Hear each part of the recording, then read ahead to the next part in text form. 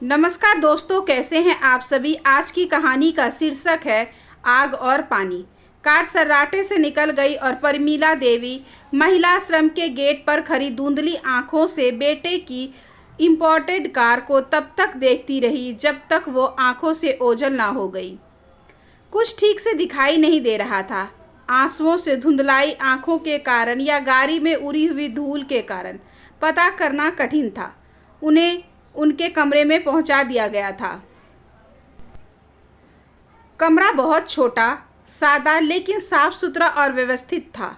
2 अलग अलग चारपाइयाँ पड़ी थी और उनके बगल में एक एक अलमारी और मेज पर पानी की सुराही और ग्लास रखे थे।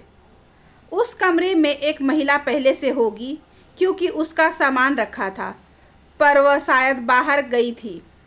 एक अकुलाई आवाज़ कानों का पर्दा भेदने लगी। याद रखिएगा, ऊपर वाले की लाठी में आवाज़ नहीं होती। बबूल बोने वाले के जीवन में ईश्वर कभी आम के बोरे की सुगंध वाला बसंत नहीं लिख सकता। उन्होंने दोनों हाथ अपने कानों पर रख लिए, मगर शोर भी मन के अंदर था। शोर नहीं, एक आग थी जिसे उन्होंने जितना बुझाने की कोशिश की उतनी ही भड़कती गई। मन के अंदर लगी आग भी बढ़ती जा रही थी और वो आकृति भी। उस लड़की की माँ हूँ, श्राप देती हुई, उन्हें कोसती हुई, अपने अहंकार के आसमान पर बैठे हुए। तब वो आकृति कितनी छोटी नज़र आ रही थी। नौकरों से धक्के मारकर निकाल देने को कहा था उन्होंने उसकी माँ को। उनके बेटे पर इल्ज़ाम लगा रही थी, कह रही थी कि श्रेय ने उसकी लड़की को धोखा दिया। मंदिर में शादी करके दिल से सुलगती चिंगारियां लपटें बन गई थी। उस दिन उनका अहंकार फुफकार उठा था। ये वही औरत है जिसे परमीला की तरह अपनी कोख पर सास की हुकूमत बर्दाश्त नहीं करनी पड़ी। इसी दिन के लिए उन्होंने बेटा पैदा करने के लिए इतनी मुसीबतें सही थी। उसे झूठा साबित करके जैसे उन्होंने अपने दिल पर कील की तरह ठुके 3 इंजेक्शनों का बदला ले लिया था।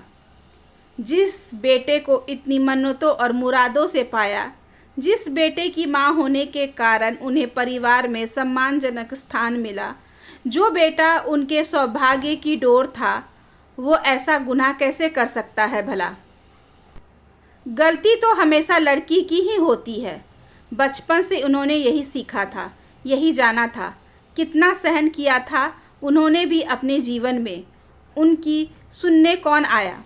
फिर वो क्यों किसी की सुनने के लिए अपने जिगर के टुकड़े को ऐसी लड़की के पल्ले बांध दे जिससे वो पल्ला छुड़ाना चाहता है। लड़के तो होते ही हैं ऐसे, पर लड़कियों को खुद नहीं संभालना चाहिए। अगर लड़कियां खुद ही उन्हें न भुलाए तो लड़के क्यों भटकेंगे भला। परमीला की नज़र में ये भी उन्हीं रंगीन तितलियों की तरह थी जिन्होंने उनके दिल में हमेशा धधकती रहने वाली आग को जलाया था। उसे अपने बेटे की ज़िंदगी से निकालकर जैसे उन्होंने अपनी उन सभी सौतों से बदला ले लिया था जिनके कारण उनके पति उनके कभी न हुए। उस दिन उन्हें लगा था कि उन्होंने अपनी असीमता प्रमाणित कर ली है। लगा था कि अब नींद न आने को बीमारी दूर हो जाएगी, पर ऐसा हुआ नहीं था। दिल की धू-धू जलती आग जाने क्यों बुझने का नाम ही नहीं लेती थी। अपने वो निरही आंसू और नर्सिंग होम के इंजेक्शन आग बुझे तीर की तरह आत्मा में अटके थे। सास के सारे ताने, पति की उपेक्षाएं फिर जीवंत होने लगी। ऐसे दिन भी झेले हैं उन्होंने। पति कहीं और भोग का इंतजाम न होने पर नशे से धुत यदा कदा उसे उपकृत करने आ जाते थे। सास पति के उपकारों का बदला वारिस के रूप में न दे सकने की अयोग्यता पर उसे कोसा करती थी। उनका बेटा प्रमीला को 3 बार घर का चिराग जनने का मौका दे चुका था, पर तीनों बार उन्हें अभागी बहू को बेटी की मां होने का अभिशाप से मुक्त रखने के लिए खर्चा करना पड़ा था। 5 बेटियों की सुरक्षा की चिंता में बरसों घुलने वाली सास और उनकी शादियों में अपनी मेहनत की कमाई पानी की तरह बहाने वाले ससुर को अब और कन्या नहीं चाहिए थी। वक्त के पहिए में जूती परमीला की जिंदगी में भी उठान तब आया था जब वह घर के कुलदीपक की मां बनने वाली थी। सास खुश थी और उन्होंने अपने लाडले को भी बहू को खुश रखने का आदेश दे दिया था। घर के सारे नौकरों को भी उनकी अच्छी से अच्छी खातिरदारी के निर्देश दे दिए गए थे। एक गवर्नेंस केवल उनकी देखभाल के लिए नियुक्त कर दी गई थी। वह हर समय खाने की कोई चीज़ लिए इस भाव से उनके आगे पीछे घुमा करती कि वे कुछ खाकर उसे उपकृत कर दे। तब पहली बार उनका ध्यान गया था कि जैसे वो पति और सास के सामने निरही है, वैसे ही इस घर में ऐसे प्राणी भी हैं जो उनके सामने निरही हैं। फिर क्या था? उनके सामने नखरे करके और छोटी छोटी बातों पर उन पर बिगड़कर उनका आहत आत्मसम्मान खुद भी कुछ कहने का संतोष पाने लगा था। घर को कुल दीपक देने से सास का व्यवहार बदलने लगा था और पति उपेक्षा से अतृप्त मन बेटे को दुलार से तृप्त पाने लगा। वक्त की आंधी ने अपने निशान सास के तन मन पर छोड़े और धीरे धीरे उनकी अक्षमता के साथ गृहस्थी की डोर परमिला के हाथ आती चली गई थी। अब वो ये डोर छोड़ती कैसे?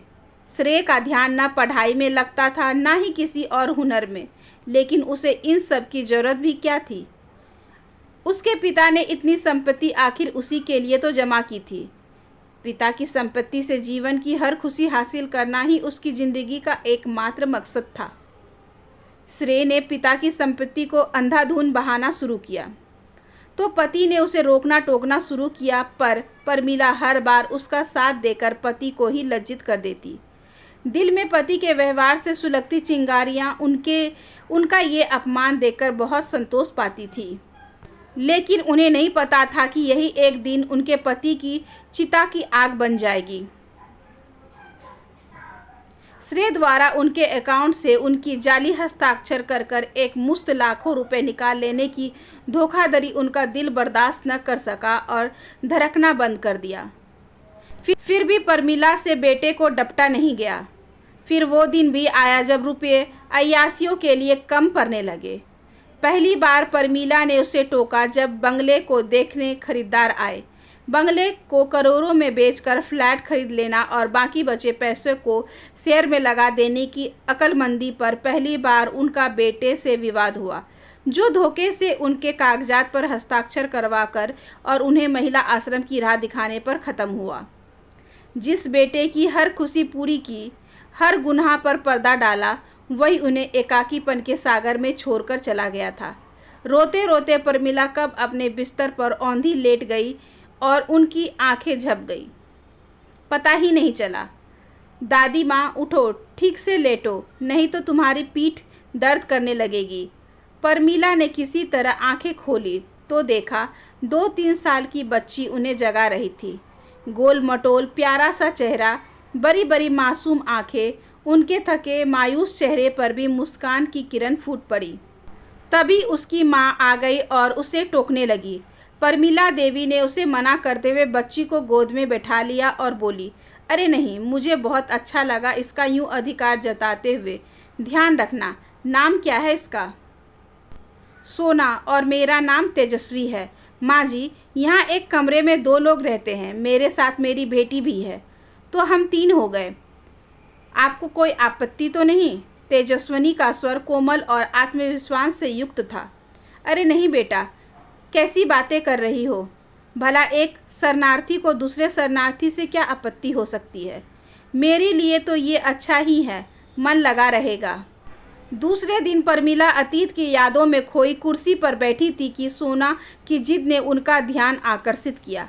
आज मैं मीना के कमरे में नहीं जाऊंगी, अब तो मेरी भी दादी माँ आ गई है। ठीक है बाबा, जो जी में आए कर, मगर पहले दादी माँ से तो पूछ ले। तेजस्विनी उसकी बात काटकर परमिला की ओर मुखाबित हुई। मैं काम पर जाते समय इसे पास के कमरे में साजिया जी के पास छोड़ जाती हूँ। उनके कमरे की नीना भी मेरे साथ जाती है और उसकी बेटी। मैं समझ गई बेटा, तुम निश्चिंत रहो, मैं इसे संभाल लूँगी। ये चाहेगी तो इसे लेकर साजिया जी के कमरे में चली जाऊँगी। प्रमिला ने तेजस्विनी को आश्वस्त कर दिया। वो चली गई तो परमिला के जीवन का बिल्कुल नया अध्याय शुरू हुआ। चंचल, बातूनी और बहुत शरारती सोना ने उन्हें एक पल बैठने नहीं दिया। दोपहर को सोना थककर सोई तो वो भी 2 घड़ी आराम करने को लेटी। नज़र सोना के भोले भोले निश्चिंत सोते हुए चेहरे पर टिक गई। कैसा प्यारा चेहरा! उनकी बेटी होती तो शायद ऐसी ही। अपनी बेटियों की याद आते ही आंखें फिर नम हो गई। तभी सोना ने मुंह बनाया, जैसे सोते में डर गई हो। वो जल्दी से उठकर उसे गले लगाकर लेट गई। थोड़ी देर बाद उसका चेहरा देखा तो वो मुस्कुरा रही थी। फिर वो भी निश्चिंत होकर सो गई। तेजस्विनी ने चाय के लिए उठाया तो उन्होंने देखा बाहर शाम घिर आई थी। कितनी गहरी नींद आ गई थी उन्हें, जो इतने घंटों का पता ही नहीं चला। उन्हें तो बिना गोलियां लिए नींद नहीं आती थी। परमिला चकित थी। धीरे धीरे सोना के भोलेपन के महरम ने उनके जख्मों को भरना शुरू कर दिया। वे उनके जिगर का टुकड़ा बनती जा रही थी। एक दिन वो उसे खाना खिला रही थी कि सोना गुस्सा हो गई। उसने उनके हाथ से कटोरी लेकर उलट दी और उन्हें डांटकर बोली, जाओ मेरे लिए अच्छा खाना लेकर आओ। परमिला को उसके मासूम अंदाज पर हंसी आ गई, पर तेजस्वी ने उसे उसी समय एक हल्का सा थप्पड़ मारा और बहुत सख्त स्वर में बोली, अभी दादी से माफ़ी मांगो और खाना नीचे से बटोर कर डस्टबिन में डालो। सोना सहम गई और माफ़ी मांगकर खाना समेटना शुरू कर दिया, पर परमिला को दया आ गई। रहने दो बेटा, अभी इसकी उम्र ही क्या है, अभी उसने बोलना शुरू ही किया है। उसे क्या पता क्या सही है क्या गलत। बाल रूप तो भगवान होते हैं। कहते हुए उन्होंने सोना को रोककर खाना खुद बटोरना चाहा, पर तेजस्वी ने उन्हें रोक दिया। आप ठीक कह रही हैं आंटी, उसे सही गलत का पता नहीं है, लेकिन उसे ये पता कराना मेरी जिम्मेदारी है। बाल रूप भगवान होते हैं, पर भगवान कृष्ण को भी यशोदा मैया शरारत करने पर सजा देती थी। तेजस्विनी के व्यवहार में सख्ती और अडिगता थी, पर होठों पर मंद हास्य और स्वर में सम्मान और विनम्रता। परमिला के दिमाग में उस दिन का दृश्य कौंध गया जब श्रेय का पक्ष लेकर गवर्नेंस को झिड़कने पर उसने कहा था, मैम अगर आप उसके सामने मेरा सम्मान नहीं करोगी तो वो भी मेरा सम्मान नहीं करेगा। यही नहीं, वो सम्मान करना सीखेगा भी नहीं। गवर्नेंस ने विनम्रता से कहा था, बेहतर होगा तुम उपदेश न देकर अपना काम करो। परमिला ने उसे झिड़क दिया। वो सोचने लगी, उनके पति को भी तो सुंदर आकार में ही नहीं ढाला सास ने, पर कौन से वे माता पिता के न हुए। उनके हर अत्याचार में पति की मौन स्वीकृति रही है। परमिला के दृढ़ निश्चय किया, नहीं मैं तो बेटे को सिर्फ प्यार दूंगी, इतना प्यार कि वो सिर्फ मेरा होकर जिए और कोई मेरा नहीं हो तो सही, बेटे को अपना बनाकर रखना तो मेरे बस में है। प्रमिला तेजस्विनी के व्यक्तित्व से प्रभावित होने लगी थी। उन्होंने आश्रम की दूसरी महिलाओं से तेजस्विनी की दर्द भरी कहानी सुन ली थी। एक दिन उनके मन में घुमरता सवाल जुबान पर आ ही गया, बेटा कोर्ट कचहरी के इतने चक्कर लगाकर और इतना काम करके भी तुम खुश और तनाव मुक्त कैसे रह लेती हो? क्या तुम्हारे मन में कभी ये निराशा नहीं आती कि तुम अपने अपराधियों से बदला ले पाओगी या नहीं? बदला? आंटी, मैंने किसी नीति कथा में पढ़ा था, बदला वो कटीला पौधा है जिसे हम अवसर आने पर अपने दुश्मन पर दे मारने के लिए अपने हाथों पर उगाकर बड़ा करते हैं। विरोधी पर हमारा निशाना लग भी सकता है और नहीं भी, पर वो पौधा हमारे हाथों को जरूर लहूलुहान करता रहता है। यही हाल दुखद अतीत का भी है। अब जबरन किसी ने हमारे हाथों में कटीला पौधा थमा ही दिया तो हमें उसे पकड़ने थोड़ी खड़े रहेंगे, फेंक नहीं देंगे। रही बात कोर्ट कचहरी की, तो वहाँ मैं बदला लेने नहीं बल्कि उन्हें उनकी असफलता याद दिलाने जाती हूँ। बताने जाती हूँ कि मैं कमज़ोर नहीं हूँ। मुझे रौंदने के उनके सारे प्रयत्न विफल हो चुके हैं। मैंने अपना जीवन संवार लिया है और उन्हें किसी और का जीवन न बर्बाद करने देने के लिए प्रतिबद्ध हूँ। तेजस्विनी का दृष्टिकोण सुनकर परमिला की सोच को एक नई दिशा मिलने लगी। इस लड़की को ससुराल वालों ने इतना सताया, मायके वालों ने साथ नहीं दिया, फिर भी इसने रास्ता ढूंढा। यहाँ कई महिलाएं तेजस्विनी की तरह आत्मनिर्भर थीं। साजिया की कहानी भी तो लगभग उनके जैसी ही थी। उन्होंने भी तो अपनी जान की बाजी लगाकर अपने ऊपर थोपी जा रही पति की सोच का विरोध किया था। अब वो अक्सर खुद पर हुए अत्याचारों की कटु यादों की बजाय अपनी गलतियों के आत्मलोकन में खोई रहने लगी थी। क्या उन्होंने अपना आत्मबल समेटकर विरोध का प्रयास किया था? अपने मायके में या किसी स्वजन से मदद लेकर अपनी असीमता बचाने की कोशिश की थी? वो तो अपने छीने हुए आत्मसम्मान को दूसरे से छीनकर वापस पाने की कोशिश करती रही। वो तो हमेशा जहरीली सोच के उस कटीले पौधे के लिए खड़ी रही जिसे उन्होंने जबरन थमाया गया था। उसके कांटों से खुद भी लहूलुहान होती रही और उन निर्दोष लोगों को अपना दुश्मन समझ बदला लेती रही, लहूलुहान करती रही जिन्हें वो पौधा जबरन नहीं थमाया गया था। और तो और अपने पौधों को भी अपने मन में भरे जहर से सींचती रही। वो विष बेल कैसे न बनता। हे प्रभु, कहीं से वो लड़की मिल जाए, अपना जीवन देकर भी उसके लिए कुछ कर सकूं तो धन्य हो जाऊं। अब तो भगवान की मूर्ति के आगे घंटों पश्चाताप के आंसू बहाती रहती। तभी एक दिन सोना की तबीयत खराब हो गई। बदहवासी तेजस्विनी आश्रम की संचालिका अस्पताल और भी कुछ जगहों पर फ़ोन लगाकर उसे गोद में लेकर निकलने लगी तो प्रमिला भी साथ हो ली। रास्ते में उन्होंने अपना ममता भरा हाथ तेजस्विनी पर रखा। बच्चों की तबीयत खराब होती ही रहती है, इसमें इतना भी। आंटी, सोना के दिल में छेद है। डॉक्टर ने पहले ही कहा था कि ऑपरेशन करा लूं। अगर आज ही वो ऑपरेशन के लिए कहेंगे तो क्या करूंगी? तेजस्विनी उनकी बात काटकर ये बताते हुए रोने लगी। और वही हुआ जिसका उसे डर था। डॉक्टर ने कह दिया कि अगर अब भी ऑपरेशन नहीं कराया गया तो तेजस्विनी जैसे सदमे में चली गई थी।